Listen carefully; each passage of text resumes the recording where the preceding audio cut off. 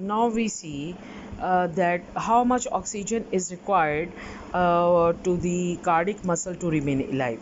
Cardiac muscle requires almost about 1.3 ml of oxygen per 100 grams of the muscle tissue per minute to remain alive. इनके कहने का मतलब ये है, थोड़ा उर्दू में एक्सप्लेन कर दूँ, कि कार्डिक मसल जो है अगर उसका मसल टिश्यू 100 ग्राम है तो 100 ग्राम को 1 मिनट में 1.3 ml ऑफ ऑक्सीजन चाहिए, ठीक है।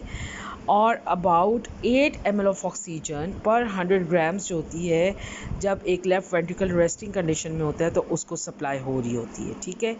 इसलिए अगर कॉर्नरी सर्कुलेशन में therefore if there is even 15 to 30% of normal resting coronary blood flow muscle will not die। यानी अगर 15 से कॉर्नरी सर्कुलेशन का 15 से 30% जो है वो भी चलता रहे, ब्लड उसमें इतना फ्लो होता रहे, तो मसल डेथ नहीं होती है। लेकिन जो वेंट्रिकुलर मसल है उसका जो सेंट्रल पोर्शन है उसमें कोलैटरल सर्कुलेशन नहीं होती है, इसलिए वहाँ पे जो सेंट्रल पोर्शन है इन्फार्क्टेड एरिया का, कार्डिक मसल के जो इन्फार्क्ट का सेंट्रल पोर्शन है वहाँ पे अमूमन कार्डिक मसल की डेथ हो जाती है। ठीक हो गया। अच्छा जी, अब हम आते हैं सब एंडोकार्डियल इन्फार्क्ट की तरफ कि सब एंडोकार्डियल इन्फार्क्ट क्या होता है। सब एंडोकार्डियल इन्फार्क्ट होता है एंडोकार्डियम के नीचे जो सब एंडोकार्डियल मसल है वो मोस्ट फ्रीक्वेंट साइट है जहाँ पे इन्फाक्शन होती है। और उसकी रीज़न ये है कि वहाँ पे जब सिस्टली होती है तो सबसे ज़्यादा ब्लड वेसल्स की compression sub endocardial blood vessels में होती है, ठीक है। And the reason for this is that sub endocardial muscle has got a higher oxygen consumption and extra difficulty obtaining adequate blood flow because the blood vessels in the subendocardium are intensely compressed by systolic contraction of the heart.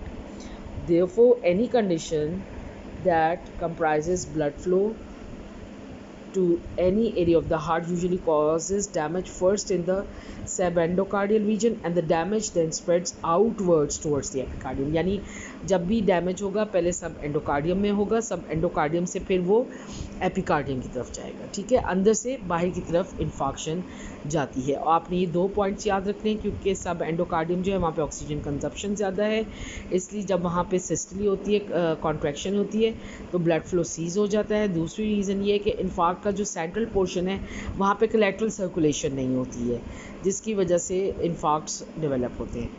अच्छा जी, अब हम एक बहुत important जो चीज़ देखना चाह रही हैं जो आपको डॉक्टर बासित डिटेल में बताएंगे। मैं आपको जस्ट उनका थोड़ा सा एक लेआउट दे रही हूँ। Causes of death after acute coronary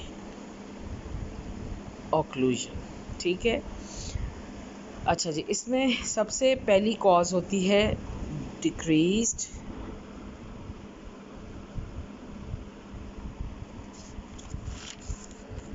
cardiac output, decreased cardiac output. Number 2,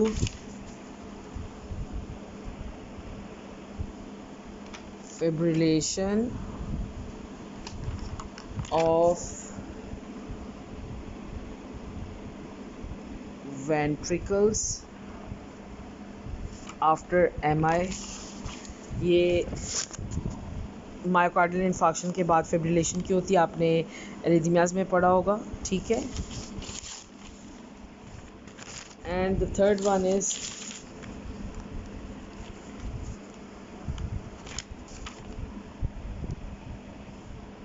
damming of blood in veins, and the fourth one is rupture of the heart, rupture of the heart, ठीक है। ये causes of death हैं after acute coronary occlusion. Detail आपको next lecture में दी जाएगी इसकी। ये main headings हैं। कुछ चीज़ें सीक्वेंस में चलानी होती हैं, इसलिए ये अब आपकी नेक्स्ट लेक्चर में डिस्कस होंगी।